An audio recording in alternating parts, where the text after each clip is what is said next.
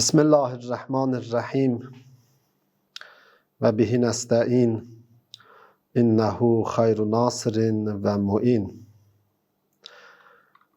Hoş gördük. Hər birinizi salamlayıram. Bildiyiniz kimi dərsimizin ünvanı İslami yaşam tərzidir.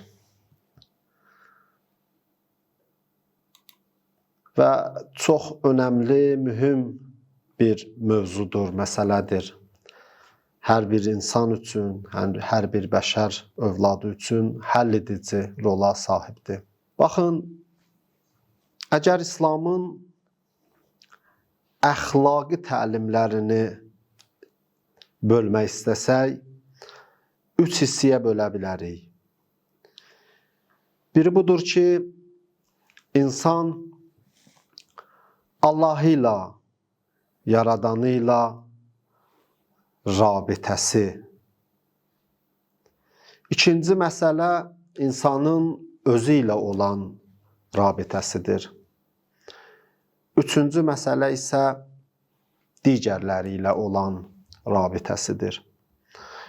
Amma bu üç rabitə ki, insanın demək olar yaşam tərzini təşkil eləyir, bu üçünün içərisində ən mehvərli, əsas məsələ insanın Allahı ilə olan əlaqəsidir. Niyə? Çünki insanın əlaqəsi əgər Allahı ilə gözəl olarsa, yaxşı olarsa, bu artıq insanın bütün yaşam tərzinə çevriləcək və həyatının digər sahələrinə də öz təsirini qoyacaq. Əgər insanın Allahı ilə rabitəsi yaxşı olarsa, Allahın bəndələri ilə də rəftarı yaxşı olar, əlaqəsi yaxşı olar. Nə deməkdir bu? Yəni o insan ki, Allahla əlaqəsi var, özün Allahın bəndəsi bilir, onunla əlaqəsi var. Əlbəttə, bunun barəsində də danışmaq lazımdır ki, danışacaq da. İnsan necə Allahla əlaqə yaratsın, necə Allahla əlaqə qursun. Bu, məsələnin mühüm hissəsidir ki, ondan da danışacaq inşallah. Amma o insan ki, Allahla əlaqəsi var, Allahla sıx əlaqəsi var, Allahın bəndəsi bilir özünü. Bu insan Allahın bəndələrinə zülm eləməz. Allaha olan baxışı Allahın bəndələrinə zülm etməməyə səbəb olar. Onlarla yaxşı davranmağa, doğru, düzgün davranmağına səbəb olar. Təsadüfi deyil ki, Həzrəti Peyğəmbər öz İmam Müştəbə əleyhissalama, İmam Həsən əleyhissalama sifariş eləyir ki, qızlarınızı kimlərə ərə verin. Bu barədə sifarişi budur ki, buyurur, Zəvvəcəha min rəculin təqiyyin. Siz qızlarınızı təqvalı bir şəxsə ərə verin. Təqvalı, yəni Allahla əlaqəsi olan, Allaha bəndə olan, Allahın haram bildiyi şeylərdən çəkinən bir insana ərə verin. Niyə? Həzrət özü cavabında buyurur. فَإِنَّهُ إِنْ أَحَبَّهَا أَكْرَمَهَا. Əgər o xanımı sevsə, ona hörmət bəsləyəcək. وَإِنْ أَبْغَزَهَا. Əgər sevməsə belə onu, لَمْ يَزْلِمْهَا. Burası çox önəmlidir. Ona zülm etməyəcək. Niyə? Çünki onu Allahın bəndəsi bilir. Allahla əlaqəsi var deyibən. Təqvalıdır deyibən. O zülm etməyəcək. Bəs, çox mühüm bir məsələdir. İnsanın yaşam tərzi bu formada olmalıdır. İlk addım Allahla olan əlaqədir. Allahla olan əlaqə. Əgər bu doğru tənzimlənsə insanın həyatında, insan yaşam tərzində ilkin mərhələdə Allah ilə əlaqəsini düzəltsə, yaxşılaşdırsa, bu onun digər əlaqələrinə də sirayət eləyəcək və təsir qoyacaq. Baxın, Quran-ı Kərimə müraciət etdiyimiz zaman görürük Allah Teala elə Loğman surəsində Həzrəti Loğmandan danışır, buyurur və iz qalə Luqmanu libnihi və huvə ya'izuhu. Həzrəti Loğman deyir, öz oğluna nəsihət edirdi, ona deyirdi. Nə deyirdi? Çox maraqlıdır. Ya bu nə? İlk söz ki, Loğman oğluna nəsihət olaraq deyir, bundan ibarətdir. Allah nə mesaj verir ha? Baxın. Yəni, yaşam tərzində atacağınız ilkin addım bundan ibarətdir. Buyurur, ya bu nə? La tuşrik billahi innəşşirkə ləzulmun əzim. Oğul deyir, oğlum məhəbbətlə müraciət eləyir. Bəs tərbiyə məsələsində məhəbbət önəmlidir. Birinə bir söz deyəcəksə, övladımızdırsa, ya uşaqdırsa, ya qeyrisidirsə, onu məhəbbətlə deməliyik. Buna diqqət etməliyik. Ya bu nə? Oğul deyir. La tuşrik billah. İlk sözü budur, Allaha şərik qoşma. Niyə? İnnə şirkə ləzulmun əzim. Çünki ən böyük zülüm Allaha şirk qoşmaqdır. Yəni, hər bir şey zülm ola bilər. Zülmün çoxlu, daha doğrusu deyək, növləri ola bilər.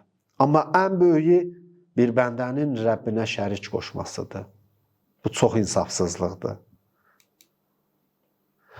Hələ bundan işim yoxdur.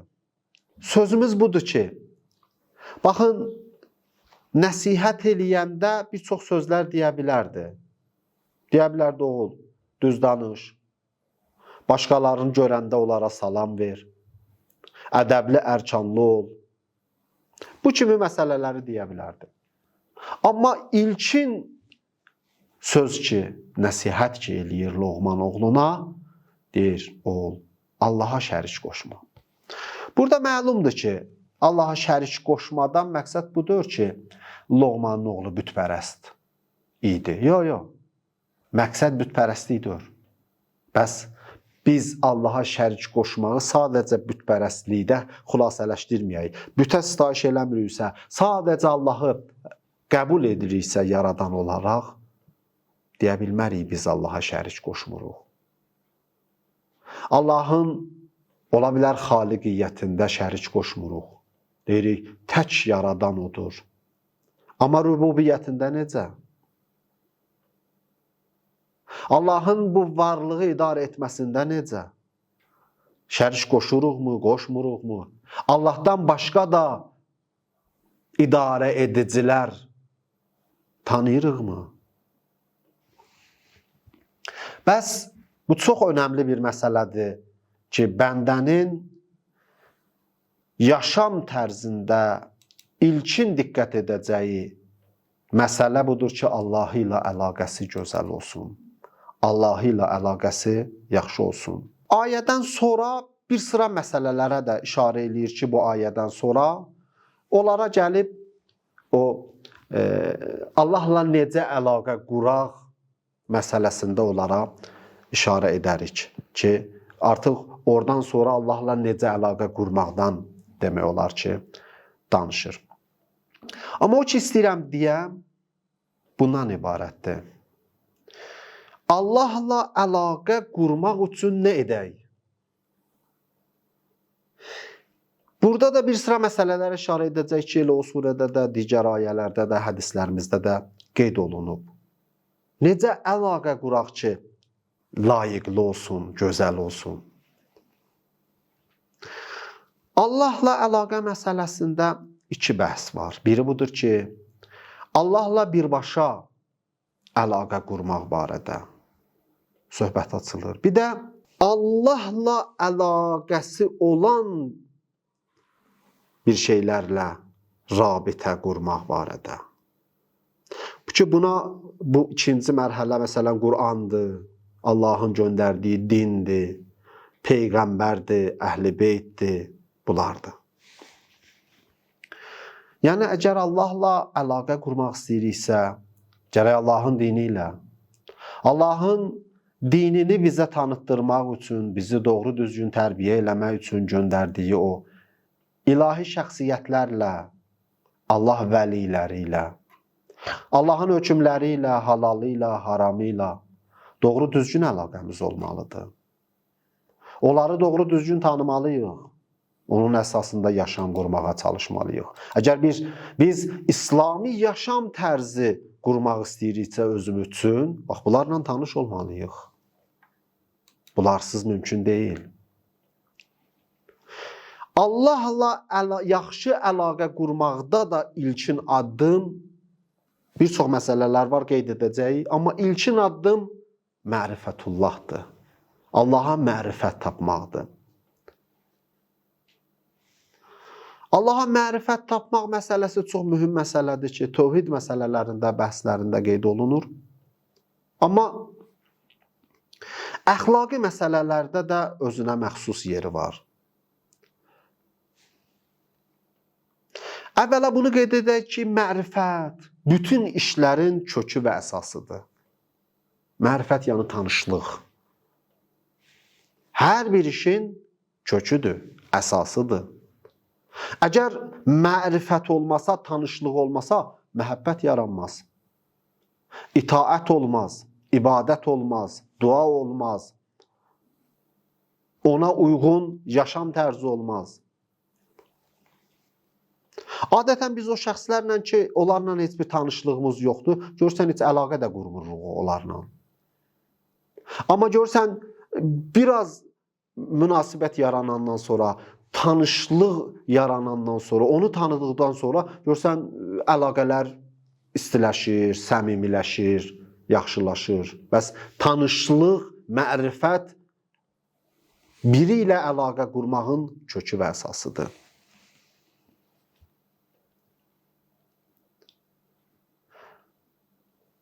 Allahla əlaqə qurmaq və onu gücləndirmək Allaha olan mərifətdən asılıdır. Əgər Allaha olan mərifət güclü olarsa, onun nəticəsində Allaha məhəbbət də insanın qəlbində yaranacaq. İnsan hər bir gözəlliyi sevir. Belədir. Allahı tanıdıqca Allahda olan gözəlliklər onun gözündə canlanacaq və Allaha olan məhəbbət artacaq. Və bir də bunu qeyd edeyim. Allaha olan mərifətdə elə insanın varlığında, yaranışığında qoyulub. İnsan onsuz bu varlığa gəlməyib, onlar var. Allah insanın fitrətində bunu qərar verib. O olmasaydı biz heç bəlkə də Allahı tanımazdıq. Əgər Allah özün bizə tanıtdırmasaydı, biz Allahı tanımazdıq. Əgər Allah bizə özün tanıtdırmaq tövfiqi verməsəydi, biz onu tanımazdıq. Onu tanıdığımız üçün onun əzəmətini dərk edirik, az da olsa. Ona bağlanırıq. Və işlərimizi onun razılığı əsasında qurmağa çalışırıq. Bu bizim hər birimizin qəlbində var. Allah bizə fitri olaraq yaranışımızda, o xəmirimizi yoğuranda onu qərar verib. Bəs bəndəlik ruhiyyəsi bizim hər birimizdə var. Amma onu ortaya çıxartmaq lazımdır. Və bir də bir məsələ var. Biz bundan özümüzü rahatlaşdırmamalıyıq ki, bizim fitridir Allaha olan məhəbbət, mərifət, bu kifayətdir, yox. Bu sadəcə kifayət deyil. Lazım və önəmlidir. Amma təbii ki, o mərifəti inkişaf elətdirmək lazımdır. Genişləndirmək lazımdır. Allaha olan mərifətin dərəcələri var. Bizim Allaha olan mərifətimiz bizim səyimizdən, iradəmizdən asılıdır. Hər nə qədər Allaha olan məhəbbətim və mərifətimizi qəlbimizdə dərinləşdirsək, çoxaltsaq, o qədər də onun inkişafı üçün çalışmış olacaq. Düzdür, Allah istedadı verib. O potensiyalı bizdə qərar verib. Onsuz deyil, o var. Misal olaraq qeyd edək. Baxın, Allah buğdaya o cücərmə potensialın verib, istedadın verib, inkişaf etmə istedadın verib buğda dənəsinə. Amma əkinçi gərək o buğda dənəsini torpağa əkə, onu suvara, onu qoruya ki, o buğda dənəsi cücərə və canlana, öz kamalına yetişə. Bizdə də bu potensial var. Allah bizim fitrətimizdə Allahın özünə qarşı o mərifəti qərar verib. Amma onu cücərtmək, onu inkişaf etdirmək, bəsləmək, qorumaq bizim möhdəmizədir. Bizim səyimizdən asılıdır. Nə qədər bu barədə səy göstərsək, çalışsaq, o daha da güclənəcək və çoxalacaq. Allahı yad eləmək, ibadət eləmək, günahları tərk eləmək, vacib namazları vaxtında qılmaq, müstəhəb namazlara əhəmiyyət vermək. Bunların hamısı bizim mərifətimizin, Allaha olan mərifətimizin genişlənməsində, inkişaf etməsində təsirlidir. Bizim böyük alimlərimiz hamısı Allaha olan mərifəti inkişaf etdirməyə çalışıblar. Baxın, belə bir hədis var bizdə Həzrət Peyğəmbərdən. Buyurur, Həzrət Peyğəmbər buyurur, Yəqulullah Teala. Allah deyir ki, mən əhdəsə və ləm yətəvəddə fəqət cəfani. Hər kimin dəstəmazı batil olan iş başına gəlsə və dəstəmaz almasa, Allah deyir, mənə zülm eləyib. Və mən əhdəsə və təvəddə və ləm yəsilli rəkətəyn fəqət cəfani. Əgər biri dəstəmazı pozulsa, dəstəmaz alsa, amma 2 rəkət namaz qılmasa, mənə zülm eləyib, Allah deyir. وَمَنْ أَحْدَثَ وَتَوَدَّعَ وَصَلَّ رَكْعَتَيْنِ وَدَعَانِي وَلَمْ أَجِبْهُ فِي مَا سَأَلَنِ مِنْ أَمْرِ دِينِهِ وَدُنْيَاهُ فَقَدْ جَفَفْتُهُ وَلَسْتُ بِرَبِّ جَافٍ. Deyir, amma əgər birinin dəstəmazı pozulsa, dəstəmaz alsa, 2 rəkət namaz qılsa, bununla da yetinməsə, dua eləsə, məndən bir şeylər istəsə, mən onun istəklərini qəbul eləməsəm, mən ona zülm etmiş olaram. O bəndəmə zülm etmiş olaram. Dünya və dini barəsində məndən istəklərini yerinə yetirməsəm, ona zülm etmiş olaram. Və sonra buyurur, وَلَسْتُ بِرَبِّ جَافٍ. Mən də zülm edən Rəbb deyiləm. Zülm edən deyiləm. Bu bizə nəyi göstərir? Bunu göstərir ki, hər bir fürsətdən istifadə etməliyik. Bax, deyir, dəstəmazın pozuldu, dəstəmaz almadın, Allah deyir, mənə zülm elədin. Yəni, o Allaha olan mərifətini inkişaf elətdirmədin, istifadə eləmədin fürsətdən. Dəstəmaz aldın, namaz qılmadın, 2 rəkət, zülm elədin. Amma qılsın, dəstəmaz alsın, namaz qılsın, dua eləsən, Allah deyir, mən cavab verməsəm, mən zülm etmiş olaram, mən də zülm etmərəm. Gərək fürsətləri bəs dəyərləndirək, Allaha olan mərifətimizi çoxaltmağa çalışaq. Hədisdə varımızdır, İmam Sadiq əleyhissalamdan, bilirsiniz, bizim dəyərli bir dua varımızdır, Allaha mərifət barəsində. Zürarə deyir, İmam Sadiq əleyhissalamdan eşitdim ki, buyururdu. Bizim vədə verilmiş məhdimiz qiyamından qabaq qeybətdə olacaq. Zürarə deyir, ərz elədim, niyə qeybət edər? Həzrət buyurdu, çünki qorxu var. Nədən? Deyir, işarə elədi, işarəsindən anladım ki, yəni ölüm qorxusu var. 11 imamı öldürüblər. Vədə verilən Məhdi qeybətdə olar. Sonra buyurdu, ey Zürarə, odur ki, onun intizarın çəkmək lazımdır. O elə bir şəxsdir ki, viladətində şübhə olunar. Bəziləri deyərlər, atası canişinsiz öldü. Bəziləri deyərlər, anasının bətnində idi, atası öldü. Bəziləri deyərlər, 2 il ölümündən sonra atasının ölümündən 2 il sonra dünyaya gəldi. Odur müntəzər, intizarı çəkilən. Bəs Allah istəyir intizar çəkənləri, belə bir şəxsləri, şiələri imtihan eləsin. Bu imtihan üçündür. Sonra buyurur ey Zürarə, buradadır ki, deyir, batil əhli şəkkə düşərlər. Dedim, canım sənə qurban olsun. Əgər bu dövrədə olsaq biz, bu dövrdə, bu zaman, elə bir zamanda qeybət dövründə olsaq, neyniyək? Buyurdu ey Zürarə, əgər bu dövrdə yaşasan, elə bir qeybət dövründə yaşasan, bu duanı oxu. Hansı duanı?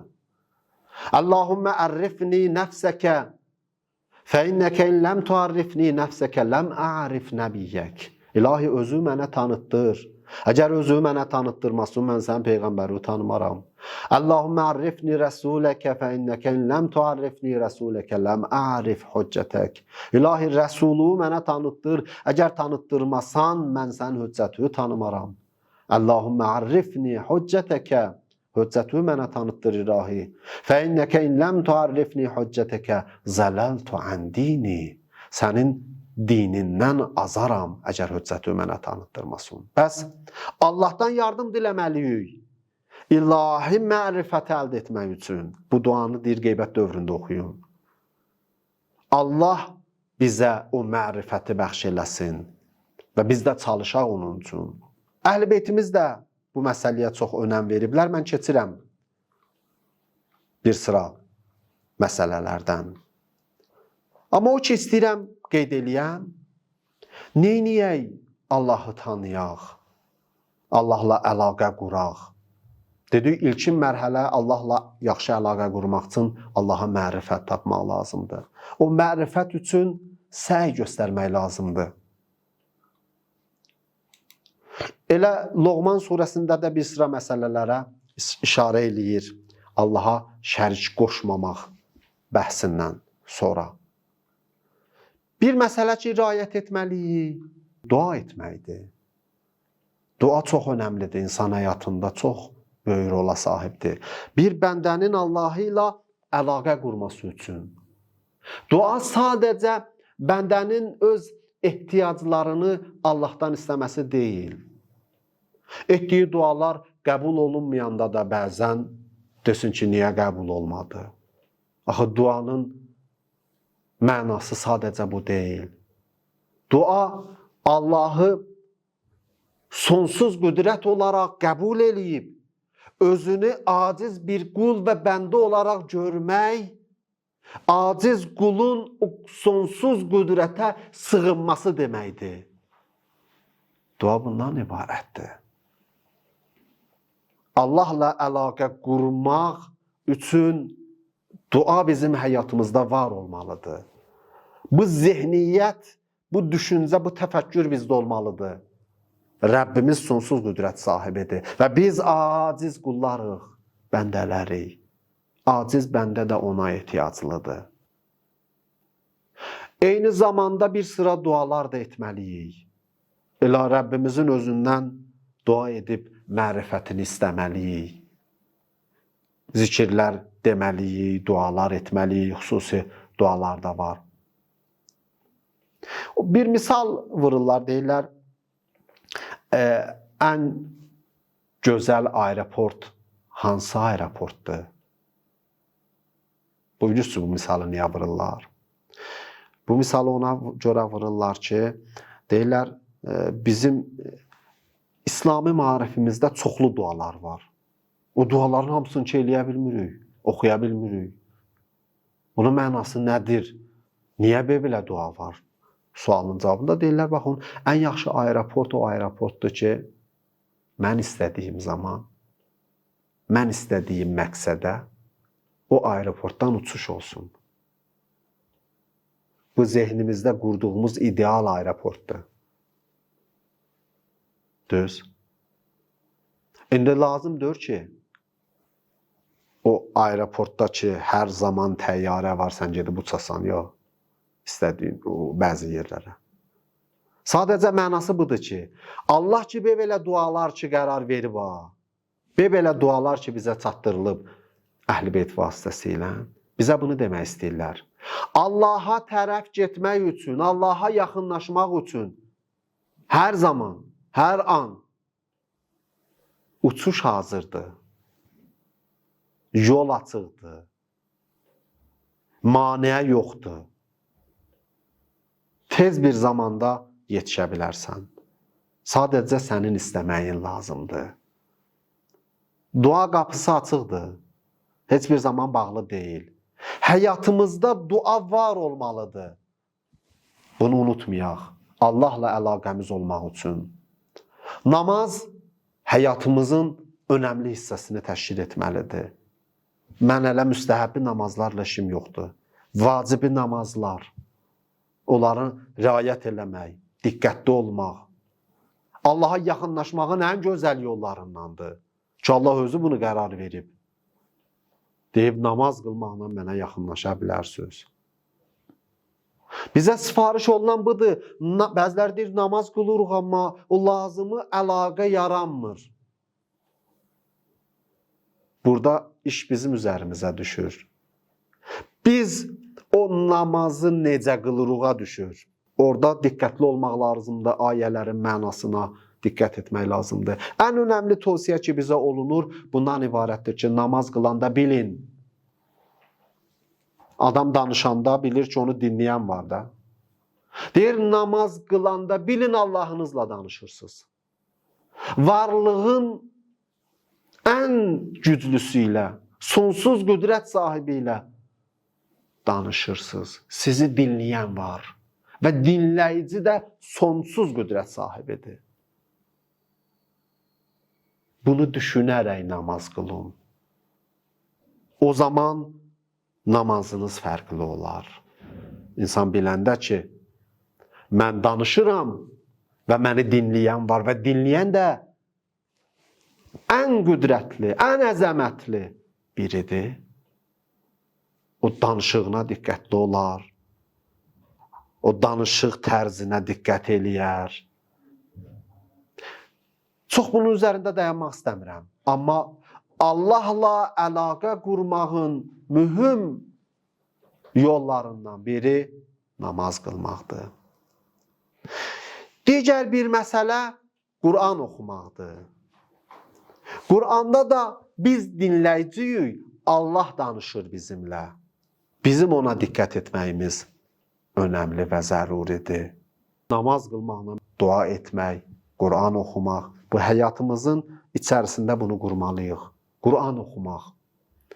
Bu, çalışaq hər gün, mən demirəm çox, bir ayə belə olsa oxuyaq. O bir ayənin barəsində yenə çox demirəm, bir dəqiqə belə olsa düşünək, mənasını bilək. Sonra bir dəqiqə, o oxuduğumuz o bir ayə barəsində bir dəqiqə düşünək.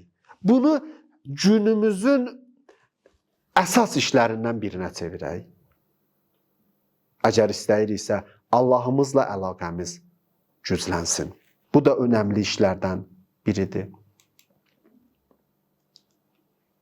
Quran, namaz.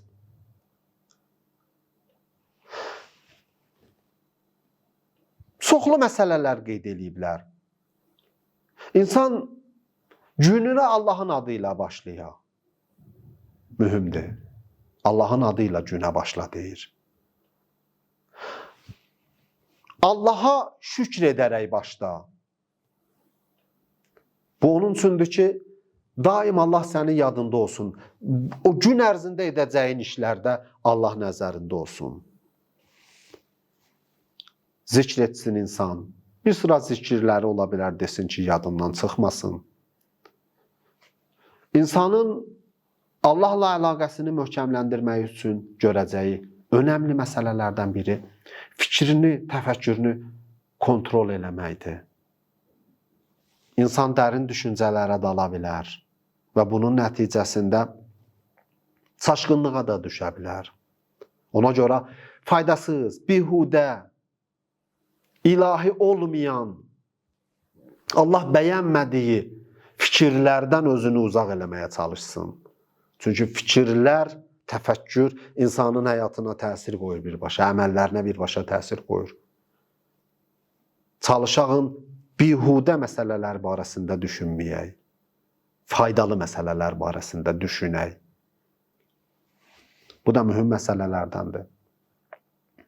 Allah yolunda çalışaq, Allahın bəndələrinə bir şeylər verək, xərcləyək. Sadəcə elə dua eləyib Allahdan istəməyək. Bəzən bir şeylər xərcləyək, özümüzdən verək. Bu, mən demirəm, həmişə pul olmalıdır. Ola bilər birinin pulu olmayan. Amma həyatda bəzi şeyləri var ki, məharətləri var ki, onları eləyə bilər bəzi insanlarla, digər insanlarla paylaşsın. Bu da özü də sədəqədir. Birinə doğru yol göstərməklə, birinə nəsihət eləməklə, imkanı varsa birinə yardım etməklə, bir çox işlər görmək olar. Amma burası önəmlidir ki, Allaha xatir Allah bəndələrinə nəsə xərcləyən insan. Bu da insanın Allahla əlaqəsinin güclənməsinə səbəb olan məsələlərdəndir. Bir sıra məclislərdə iştirak eləmək, orada ki, Allah yad olunur. Mövizə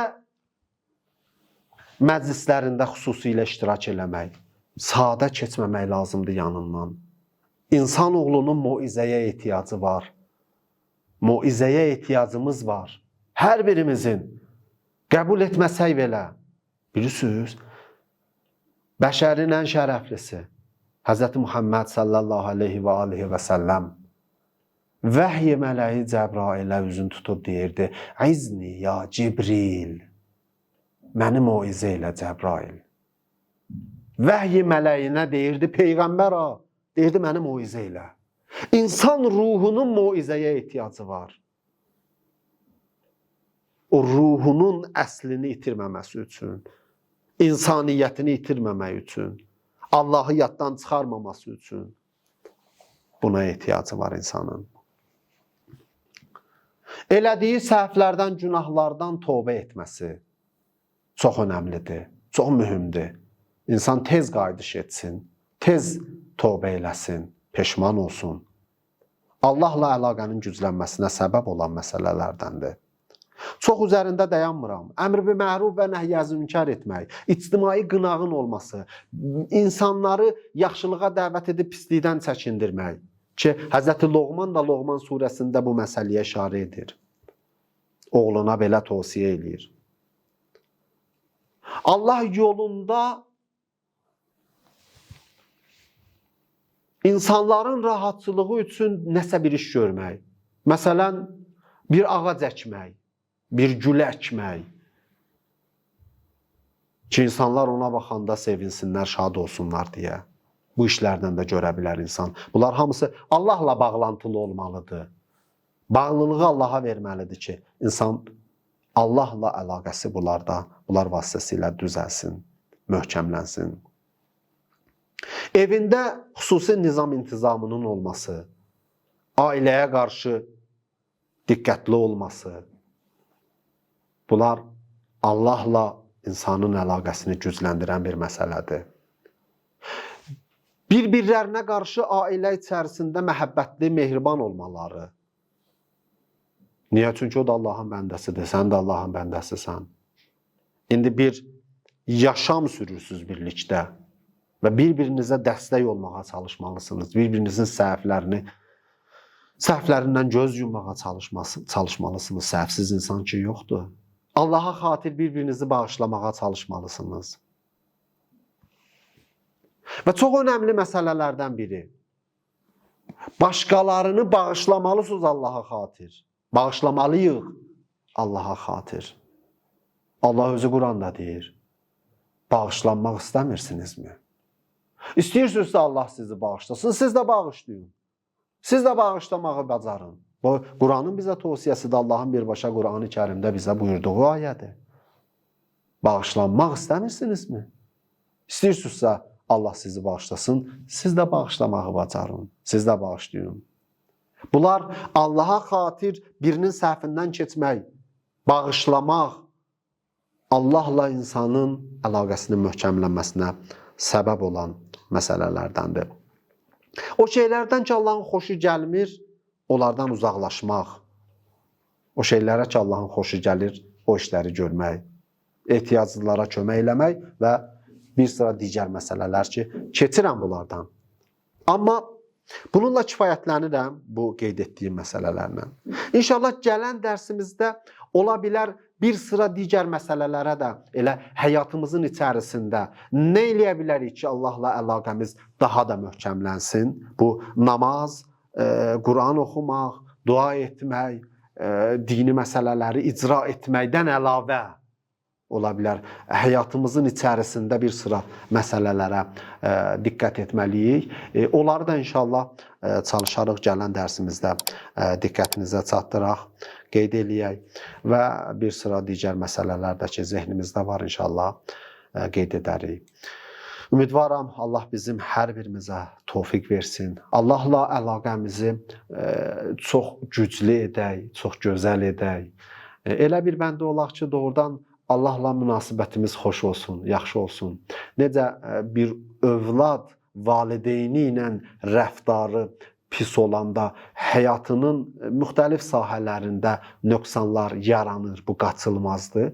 Bəndənin də Allahı ilə rabitəsində problem yarandığı zaman həyatının digər sahələrində də qüsurlar, nöqsanlar, problemlər çoxalır. Ona görə ilkin addım, ilkin məsələ Allahla əlaqəmizi gücləndirməkdir. Allahla əlaqəmizi gücləndirməkdə də ilkin məsələ dedik ki, Allaha olan mərifətdir və onu gücləndirmək, onu möhkəmləndirməkdir. Daha çox tanışlığımız olsun Allahımızla inşallah. Mən bu qədər söhbətim, sözüm tamam. İnşallah bir neçə dəqiqədə sizin əgər sözünüz olsa, sualınız, fikriniz, dərslə bağlı, mövzu ilə bağlı olsa mən sizi dinləməyə hazıram. Hər birinizə təşəkkür edirəm. Dəyərli vaxtlarınızı ayırıb canlı dərsdə iştirak etdiniz. Sağ olun, var olun.